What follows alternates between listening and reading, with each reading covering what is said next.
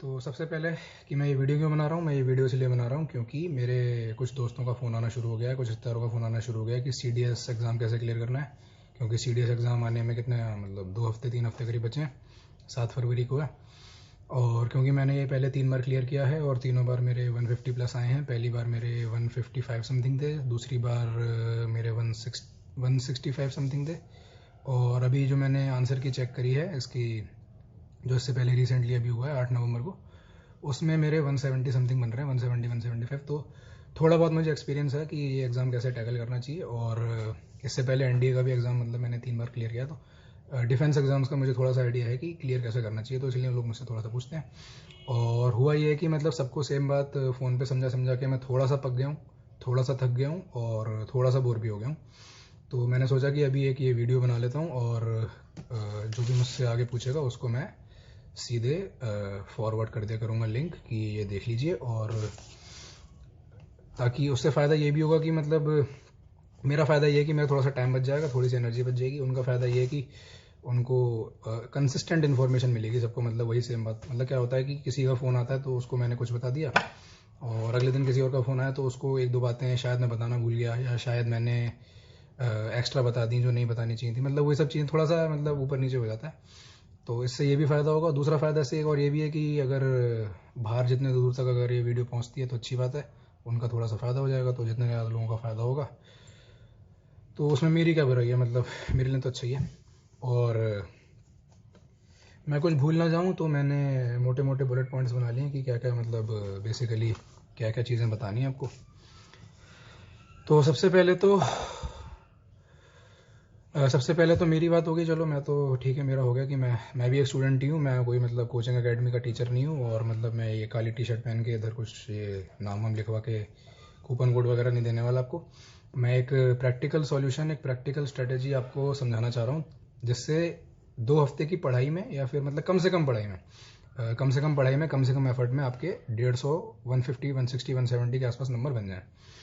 क्योंकि ये एग्ज़ाम ज़्यादा मुश्किल है नहीं। लोगों ने पता नहीं, लोगों ने और कुछ ये जो लोग आपको कुछ कोर्सेज वगैरह बेचना चाहते हैं, टी शर्ट पहन के, काली टी शर्ट पहन के नाम लिखवा के, वो लोग आपको कुछ बेचना चाहते हैं। तो वो हवा बना के कि भैया ये तो बहुत मुश्किल पेपर है, इसका सिलेबस इतना बड़ा सिलेबस है, इसका ये है, इसका वो है, UPSC कंडक्ट करवाती है तो ये हो जाएगा वो हो जाएगा। अरे भैया ठीक है, UPSC कंडक्ट कराती है मानते हैं, सिलेबस ज़्यादा है वो भी मानते हैं, बट सब कुछ पढ़ने की ज़रूरत नहीं है। और इसको ज़्यादा मुश्किल बनाने की, जितना मतलब जितना मुश्किल ये है, क्योंकि एग्ज़ाम है, देखो UPSC एग्ज़ाम है तो थोड़ा सा मुश्किल तो हो गई, बट ज़रूरत से ज़्यादा मुश्किल बनाने की इसको कोई ज़रूरत नहीं है। तो सबसे पहले मैं अपनी स्ट्रैटेजी बता देता हूँ कि मेरी स्ट्रैटेजी क्या रहती है। मेरी स्ट्रैटेजी ये रहती है कि एक सब्जेक्ट अपना स्ट्रॉन्ग बना के चलो, जो कि कुछ भी हो सकता है। मैं अपना स्ट्रॉन्ग सब्जेक्ट मेरा इंग्लिश है, उसमें मैं हमेशा 70 से 80 नंबर एम करता हूँ। और एक सब्जेक्ट अपना मीडियम बना के चलो, जिसमें आप 50 से 60 नंबर एम करते हो। और एक सब्जेक्ट अपना बस जस्ट पास के हिसाब से पढ़ के जाओ कि मतलब इसमें बस मेरे 20 नंबर भी आ जाएं तो ठीक है। और 20 से अगर एक नंबर भी आपका ज़्यादा आता है तो वो बोनस है। तो यूजुअली उसमें मैं 30 से 35 कभी कभार स्कोर कर लेता हूँ, बट मैं एम 20 का ही बना के जाता हूँ। तो मेरा GS का पेपर वीक, और मैथ्स का पेपर मीडियम, और क्या कहते हैं इंग्लिश का पेपर स्ट्रॉन्ग। तो ये जो स्ट्रैटेजी है जनरली, ये अगर 90% लोग अगर इसको फॉलो करते हैं तो उनका भी हो ही जाएगा। बट मैं स्ट्रीम वाइज आपको समझाने की कोशिश करूँ, क्योंकि कॉमर्स वाले जो बच्चे होते हैं उनके वीक पॉइंट्स अलग होते हैं, साइंस वालों के वीक पॉइंट्स अलग होते हैं, आर्ट्स वालों के वीक पॉइंट्स अलग होते हैं, और इन सब की स्ट्रेंथ्स अलग होती हैं, और इन सब की मतलब याद करने की कैपेसिटी या कुछ सॉल्व करने की कैपेसिटी ये भी थोड़ी बहुत अलग होती है। क्योंकि इन्होंने अपनी जो यूथ, जो लर्निंग ईयर्स जो आपके लाइफ के होते हैं, वो अलग तरह के अलग एनवायरनमेंट में स्पेंड किए होते हैं, तो थोड़ा सा फर्क पड़ता है। बाकी जनरल स्ट्रेटेजी यही रहनी चाहिए कि एक स्ट्रॉन्ग, एक मीडियम और एक वीक। तो सबसे पहले PCM वालों की बात करेंगे। PCM वालों को मेरे हिसाब से इंग्लिश और मैथ्स में से कोई सा एक सब्जेक्ट अपना स्ट्रॉन्ग और एक सब्जेक्ट अपना मीडियम बनाना चाहिए, और GS बनाना चाहिए वीक। वीक से मेरा मतलब है जस्ट पास के लिए, क्योंकि GS का जो सिलेबस है वो एंडलेस है। मतलब पढ़ने को तो तुम इंडिया के सारे अखबार पढ़ लो, पढ़ने को तुम इंडिया की सारी किताब पढ़ लो, पढ़ने को तो जो मर्जी पढ़ लो, बट ये है कि क्या वो चीज़ प्रैक्टिकल है, नहीं है। प्रैक्टिकल ये है कि जो हमारे जो PCM वाले लोग होते हैं उनकी स्ट्रेंथ होती है मैथ्स और इंग्लिश। तो उसको अपनी स्ट्रेंथ को अपने स्ट्रेंथ के हिसाब से खेलना चाहिए। कोई भी गेम हो या एग्जाम हो, आपकी जो स्ट्रेंथ्स हैं आप उस स्ट्रेंथ को एक्सप्लॉइट कीजिए, और जो आपकी वीकनेस है उसको नज़रअंदाज करने की ज़रूरत नहीं है, बट जितनी ज़रूरत है उतना ही पढ़ के जाइए, ठीक है। तो इंग्लिश अगर आप स्ट्रॉन्ग बनाना चाहते हैं तो पहली बात, इंग्लिश स्ट्रॉन्ग कैसे बनाए। इंग्लिश स्ट्रॉन्ग, इंग्लिश एक सब्जेक्ट नहीं है, इंग्लिश एक भाषा है। तो ये एक डिस्टिंक्शन आपको पता होना ज़रूरी है कि भाषा और सब्जेक्ट में क्या अंतर होता है। सब्जेक्ट क्या होता है, सब्जेक्ट आप किताब में ऐसे, किताब पे आप यूँ करके ऐसे हाथ रख के ऐसे कर करके रट सकते हो, बट आपकी जो भाषा होती है, भाषा आप रट नहीं सकते हो। भाषा आपको सीखनी पड़ती है। भाषा सीखते कैसे हैं, भाषा सीखते हैं पढ़ के, लिख के, सुन के, बोल के।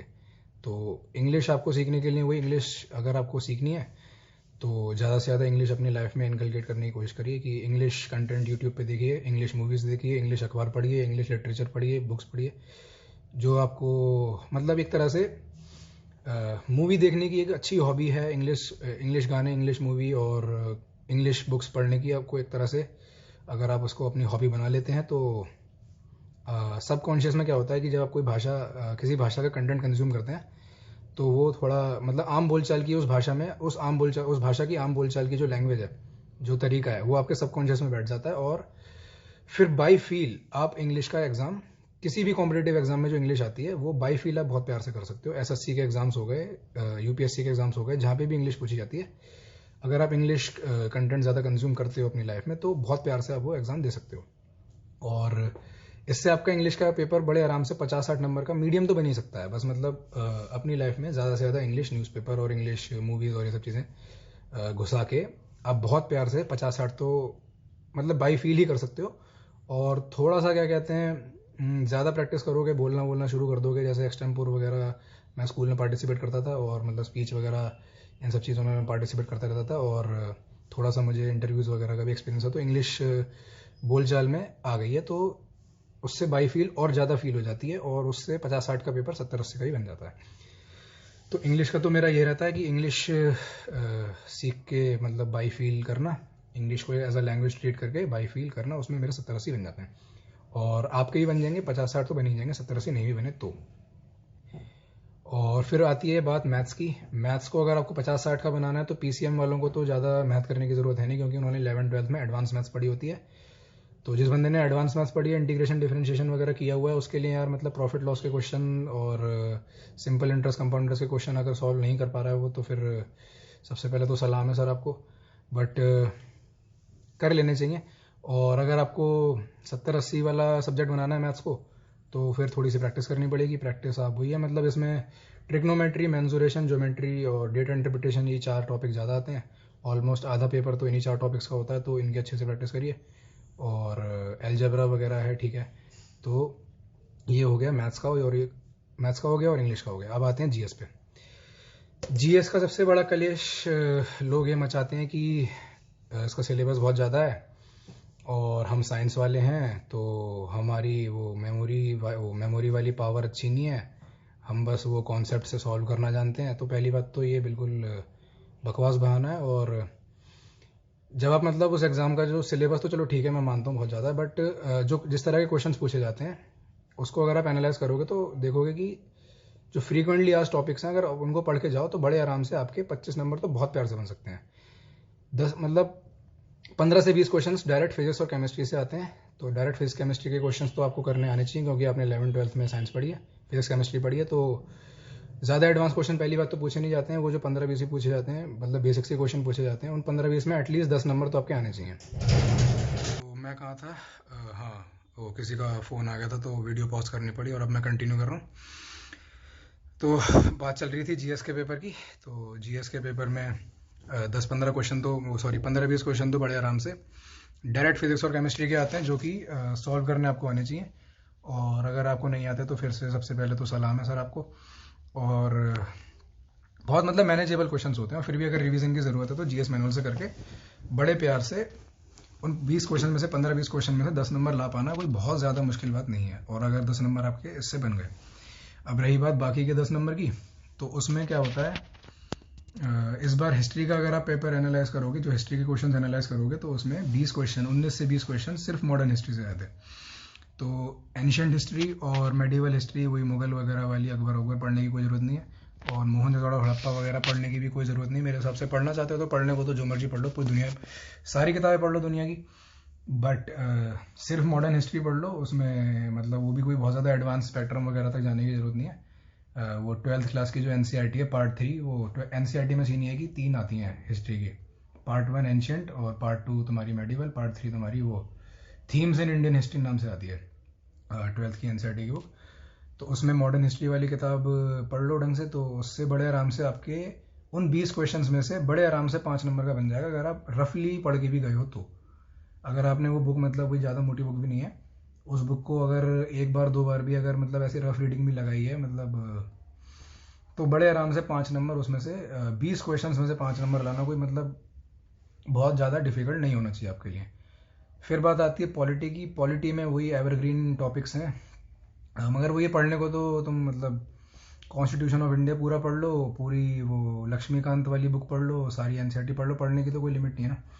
बट 5-6 टॉपिक्स हैं। एक तो प्रेसिडेंट, वाइस प्रेसिडेंट, पंचायती राज, लोकसभा, राज्यसभा, वही जो पार्लियामेंट्री सिस्टम होता है, और सुप्रीम कोर्ट, हाई कोर्ट, और ये गवर्नर। ये 6 टॉपिक अगर आप अच्छे से करके गए हो, और ये मतलब 20-20, 25-25 पेज के चैप्टर्स हैं उसमें लक्ष्मीकांत की बुक में, तो रफली मतलब ये 6 के 6 टॉपिक मिला के 120 पन्ने भी नहीं है। ये 100-120 पन्ने अगर आप ढंग से पढ़ के गए हो तो बड़े आराम से आपके 5-6 नंबर इसमें बन जाएंगे। तो 10 आपके साइंस से, फिजिक्स और केमिस्ट्री से, 5 आपके मॉडर्न हिस्ट्री से, 5 आपके पॉलिटी से, 20। और to be on the safe side थोड़े से एक्स्ट्रा मार्क्स के लिए आपको एम करना भी चाहिए। तो ज्योग्राफी में वो जो 11th क्लास की इंडिया फिजिकल की बुक है एक, 11th क्लास की अगर आपने वो इंडिया फिजिकल की बुक अच्छे से करी है तो 2 नंबर 3 नंबर आपके बड़े आराम से उसमें बन जाएंगे। और दूसरी बात ये होती है कि करंट अफेयर्स वगैरह जो होते हैं, और जो कुछ चीज़ें ऐसी होती हैं, जैसे साइंस वालों को बायो की कुछ चीज़ें पता होती हैं, फिजिक्स केमिस्ट्री वालों को 9-10 का कुछ बायो याद रहता है। तो क्योंकि बायो भी कोई बहुत ज़्यादा एडवांस नहीं आती है, वो 9-10 की बायो आती है, तो उस वाली बायो को भी आप बड़े आराम से 2-3 नंबर वहाँ खींच सकते हो। और 2-3 नंबर आप करंट अफेयर से अगर आपको कुछ दिमाग में बैठा हुआ है तो आप वो भी खींच सकते हो। तो 25-26 नंबर बड़े आराम से इसमें आपके बन गए। तो आपका 70-80 का आपका या तो मैथ्स और वो है इंग्लिश, और 50-60 का आपका फिर से वही या तो मैथ्स और इंग्लिश है, और 25 का आपका ये हो गया। तो बड़े आराम से आपके 150-160 इसमें बन गए पीसीएम वालों के। अब पीसीएम वालों के बाद बात आती है पीसीबी वालों की। पीसीबी वालों की भी मतलब अप्रोच में कोई बहुत ज़्यादा फर्क नहीं आना चाहिए। पीसीबी वालों की अप्रोच में, पीसीबी वालों को जीएस के पेपर में एक छोटी सी एज ये है कि उनको बायो ज़्यादा आती है पीसीएम वालों से, तो बायो में वो 5 नंबर एक्स्ट्रा खींच सकते हैं और ज़्यादा, तो वो इसमें जीएस के पेपर में 30-35 भी खींच सकते हैं। बाकी जनरल अप्रोच वही रहेगी। इनको बायो वालों को मैं ये कहूँगा कि अपना इंग्लिश का जो पेपर है वो 70-80 का बना कर हो, मैथ्स का 50-60, और जीएस का 25-30। तो मैथ्स का बहाना वो मुझे नहीं चाहिए कि मैंने मतलब 9-10 के बाद मैथ्स नहीं पढ़ी है। तो पहली बात तो 9-10 की ही मैथ्स आती है, और दूसरी बात ये भी है कि चलो अगर आप भूल भी गए हो, और हाँ मैं समझ सकता हूँ कि कई बार अगर 4-5-6 साल अगर आप किसी सब्जेक्ट के टच में ना हो तो थोड़ा सा ऊपर नीचे वो हो जाता है। बट 9-10 का ही आता है, और वही 4 टॉपिक जो मैंने पहले भी थोड़ी देर पहले बताए थे, ट्रिग्नोमेट्री, मेंसुरेशन, ज्योमेट्री और डेटा इंटरप्रिटेशन। ये 4 सब्जेक्ट मतलब ये 4 टॉपिक अगर आपने कर रखे हैं अच्छे से, तो वही 40-50 नंबर इसमें बहुत प्यार से आपके बन जाएंगे। और क्योंकि आपके इसमें 50-60 की जगह 40-50 आ रहे हैं, तो वो आपके जीएस के पेपर में, क्योंकि जीएस के पेपर में बायो ज़्यादा आती है, तो वही 5-6-10 नंबर आपके वहाँ पे एडजस्ट हो जाएंगे। बाकी मतलब मोटा मोटा वही रहेगा। तो या तो इंग्लिश को अगर आप, मेरे हिसाब से तो इंग्लिश को स्ट्रॉन्ग बना के चलना चाहिए, क्योंकि मैथ्स अगर आप बायो वाले हो तो मैथ्स को 70-80 का बनाना थोड़ा सा आपके लिए ट्रिकी हो जाएगा। और क्योंकि वो आपकी स्ट्रेंथ भी नहीं है ना, तो वही बात हो जाती है कि अपनी स्ट्रेंथ अगर आपकी वो नहीं है तो ज़बरदस्ती उस पर ज़्यादा टाइम बर्बाद करने का कोई फ़ायदा भी नहीं है। तो वही इंग्लिश को 70-80 का बना के रखो, मैथ्स को अपना 50-60, 40-50, और जीएस का अपना 30-35 का साथ देखो। तो जो मैंने जीएस का भी पीसीएम वालों को बता ही दिया है, तो वही आपकी स्ट्रेटेजी रहनी चाहिए। और मैथ्स की बता दी अभी, और इंग्लिश की बता दिया। तो ये हो गया पीसीएम पीसीबी। अब बात करते हैं आर्ट्स वालों की। आर्ट्स वालों को इसमें जीएस के पेपर में बहुत ज़्यादा एज है, तो इनको जीएस के पेपर को या फिर इंग्लिश के पेपर को स्ट्रॉन्ग बनाना चाहिए। और या तो इंग्लिश के पेपर को स्ट्रॉन्ग बना लो तो जीएस का पेपर मीडियोकर, और अगर मीडियम अगर आप इंग्लिश रख रहे हो तो जीएस के पेपर को स्ट्रॉन्ग बना के चलना चाहिए। तो जीएस के पेपर में 8 सालों का करना चाहिए ये मुझे बताने की ज़रूरत नहीं है, क्योंकि जनरली जो आर्ट्स वाले होते हैं वो यूपीएससी के और एडवांस पेपर की तैयारी भी कर रहे होते हैं, और अगर नहीं भी कर रहे होते हैं तो ये 9, 10th, 11th, 12th उन्होंने आर्ट्स पढ़ी होती है, और ग्रेजुएशन में भी अगर 12th में अगर आपने आर्ट्स पढ़ी है तो मोस्ट प्रोबेबली आप ग्रेजुएशन में भी आर्ट्स ही पढ़ रहे हो। तो आर्ट्स मतलब हिस्ट्री या फिर ज्योग्राफी और ये सब चीज़ें, इसमें आपका एक अच्छा स्ट्रॉन्ग होल्ड भी होना चाहिए, तो इसका तो मैं आपको बताने की कोई ज़रूरत नहीं है। बाकी अगर आपको कुछ ऐसी फील है कि मैं रिटर्न का रिकॉर्ड तोड़ दूंगा कुछ, कि मतलब इतने सारे नंबर ले आऊँगा, कुछ रिकॉर्ड ही तोड़ दूंगा, तो थोड़ा सा साइंस पढ़ लो। साइंस में भी मतलब ऐसा पता नहीं क्यों आर्ट्स वालों को लगता है कि हम साइंस नहीं पढ़ेंगे, हमारे बस की नहीं है, ये नहीं हुआ है। बट वही 9, 10th की साइंस आती है, फिजिक्स, केमिस्ट्री, बायो, तीनों के तीनों सब्जेक्ट 9, 10th के आते हैं, एडवांस नहीं आती है। तो पढ़नी है तो एनसीईआरटी के पीछे की समरी भी पढ़ लो, ये काफ़ी है। और ज़्यादा पढ़ना है तो भैया ज़्यादा पढ़ने की तो कोई लिमिट है ही नहीं, उसका तो मैं पहले ही कह चुका हूँ कि ज़्यादा पढ़ने की कोई लिमिट नहीं है। पढ़ने को तो इंडिया में जितनी किताबें छपी हैं सारी की सारी पढ़ लो। बट ठीक है, जीएस हो गया। मैथ्स के लिए इनको मैं फिर वही चार टॉपिक्स बताए हैं, ज्योमेट्री, मेंसुरेशन, ट्रिग्नोमेट्री और डेटा इंटरप्रिटेशन। ये 4 के 4 टॉपिक अगर आप अच्छे से करके जा रहे हो तो 30 नंबर अगर आपके मैथ्स में इन 4 से नहीं आते हैं तो फिर तो कोई इलाज नहीं है। इन 4 टॉपिक से बड़े आराम से 50-55 नंबर का पेपर आता है, और इन 50-55 नंबर के पेपर में 30 नंबर स्कोर कर पाने कोई बहुत ज़्यादा बड़ी बात नहीं है। तो आर्ट्स वालों का भी मेरे हिसाब से सॉर्टेड ही होना चाहिए। और क्योंकि मैथ्स एलिमेंट्री आती है तो कई बार ऐसा भी होता है कि आपको मैथ्स 9, 10th की मैथ्स आती है ना, तो अगर आप प्रैक्टिस कर भी लोगे तो इसमें ज़्यादा नंबर भी स्कोर कर सकते हो। तो आर्ट्स वालों के लिए तो 200 नंबर लाना मेरे हिसाब से कोई बहुत ज़्यादा बड़ी, कोई बिल्कुल अनरियलिस्टिक बात नहीं कर रहा मैं, कि अगर मतलब आर्ट्स वाला बंदा 50 अगर मैथ्स में खींच लेता है, 70 अगर उसमें खींच लेता है इंग्लिश में, और 70 ही जीएस में खींच लेता है, और 50-60 अगर मैथ्स में भी खींच सकता है, तो 200 नंबर भी लाना आर्ट्स वाले के लिए कोई बहुत ज़्यादा बड़ा इशू नहीं है, बिना किसी ज़्यादा एफर्ट्स के। कोई आ गया था तो वीडियो फिर से पॉज करनी पड़ी थी। तो बात हो रही थी आर्ट्स वालों की, आर्ट्स वालों का सॉर्ट हो चुका था। अब बात करते हैं कॉमर्स की। कॉमर्स में भी 2 टाइप होते हैं, एक तो कॉमर्स विदाउट मैथ्स होते हैं, एक कॉमर्स विद मैथ्स होते हैं। तो सबसे पहले कॉमर्स विदाउट मैथ्स, मुझे तो पहली बात तो मुझे आज तक ये समझ में नहीं आया कि इंडिया में कॉमर्स विदाउट मैथ्स नाम का ऑप्शन एग्जिस्ट ही क्यों करता है। क्योंकि कॉमर्स में ऐसा पता नहीं, मुझे ये नहीं समझ में आया कि कॉमर्स में ऐसा कौन सा काम होता है जिसमें मैथ्स की जरूरत नहीं पड़ती। बट अब क्योंकि ये एक ऑप्शन अवेलेबल है और काफ़ी लोग इस ऑप्शन को लेते भी हैं, मतलब 11, 12th में, तो इसकी बात करनी भी थोड़ी सी ज़रूरी है। तो इसका भी भैया फिर वही है कि इसमें तो मैं ये कहूँगा कि मैथ्स को अपना मीडियोकर बना के चलो, और इंग्लिश को स्ट्रॉन्ग। और इंग्लिश कैसे स्ट्रॉन्ग बनाते हैं वो मैं बता चुका हूँ, मैथ्स कैसे मीडियोकर बनाते हैं वो मैं बता चुका हूँ, वही 4 टॉपिक अपने पढ़ के जाओ। और जीएस में थोड़ा कॉमर्स वालों को नुकसान ये है कि इकोनॉमिक्स जो उनकी फील्ड ऑफ एक्सपर्टीज़ है सो कॉल्ड, उसके क्वेश्चंस कम आते हैं, उसके क्वेश्चन 5 से 10 ही आते हैं, तो उनको थोड़ी सी ज़्यादा मेहनत करनी पड़ेगी, क्योंकि उनको साइंस और आर्ट्स दोनों से ही टच कम रहता है। क्योंकि देखो साइंस वाले ने अपने 15 नंबर से साइंस से खींच लिए, और आर्ट्स वाले ने तो सारे ही नंबर आर्ट्स से खींच लिए। तो कॉमर्स वालों के पास अपना वो उनके सब्जेक्ट का कुछ ज़्यादा आता नहीं है, तो उनको थोड़ी सी मेहनत करनी पड़ेगी। वही मतलब मॉडर्न हिस्ट्री के, जो मैंने मॉडर्न हिस्ट्री से आप मतलब 5-6 नंबर लाने का एम करिए, जो मॉडर्न हिस्ट्री। और पॉलिटी में वही 6 टॉपिक जो मैंने बताए थे, प्रेसिडेंट, वाइस प्रेसिडेंट और गवर्नर, पंचायती राज, और ये तुम्हारा पार्लियामेंट्री सिस्टम, लोकसभा, राज्यसभा। ये जो टॉपिक्स हैं ये भी आपके 5 नंबर के आसपास आपके इससे पॉलिटी बन जाएगी 10। और साइंस में आप उसमें फिजिक्स, केमिस्ट्री और बायो तीनों मिला के वही मतलब बेसिक्स एनसीईआरटी 9, 10th की एनसीईआरटी, या तो 9, 10th की एनसीईआरटी कर लो, या फिर ल्यूसेंट है कोई भी वो जीएस मैनुअल जो भी चल रहा है आजकल फेमस, उसके पीछे जो समरी या फिर जो भी बुलेट पॉइंट्स वगैरह दे रखे होते हैं, उससे 10 नंबर के आसपास का बड़े आराम से रिवीजन किया जा सकता है। तो 20 ऐसे हो जाएंगे। और 4-5 नंबर के अगर आपको मतलब सबकॉन्शियस में कुछ याद है, या 1-2 नंबर इकोनॉमिक्स से खींच लिए, 2-3 नंबर आपने करंट अफेयर से खींच लिए, और 3-4 कहीं ऐसे मतलब इधर उधर से खींच लो, काफ़ी रहेगा। तो कॉमर्स विदाउट मैथ्स वालों का भी सॉर्टेड ही है। और फिर आती है बात कॉमर्स विद मैथ्स वालों की, उनका अगर कॉमर्स विदाउट मैथ्स वालों का सॉर्टेड हो गया तो कॉमर्स विद मैथ्स वालों का भी सॉर्टेड हो गया। कॉमर्स विद मैथ्स वाले मैथ्स को भी अपना स्ट्रॉन्ग बना सकते हैं, इंग्लिश को भी अपना स्ट्रॉन्ग बना सकते हैं, दोनों में से उनकी चॉइस है।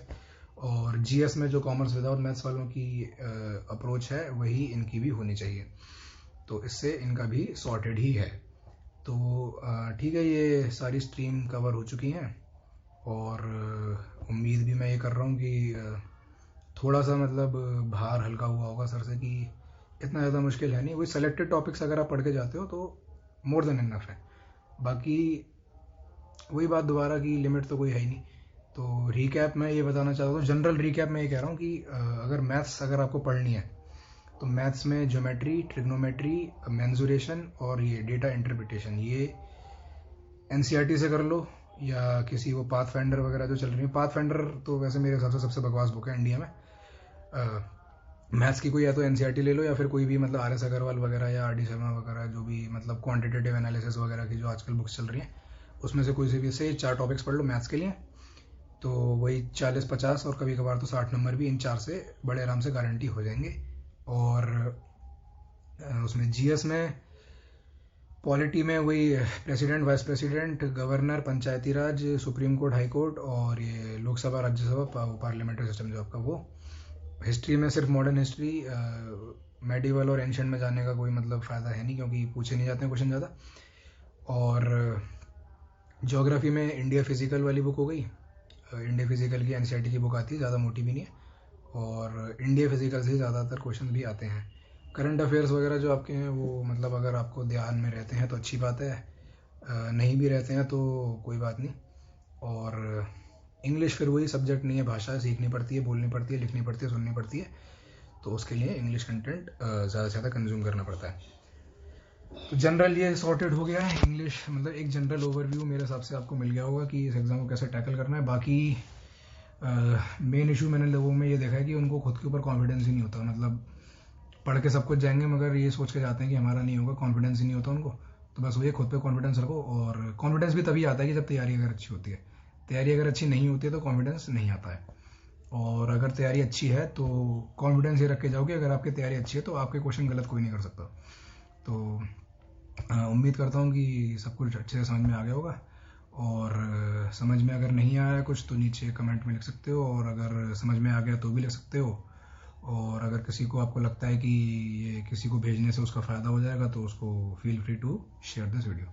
बाकी मैं आपको अगले में मिलता हूँ अगर मेरा मन करेगा तो।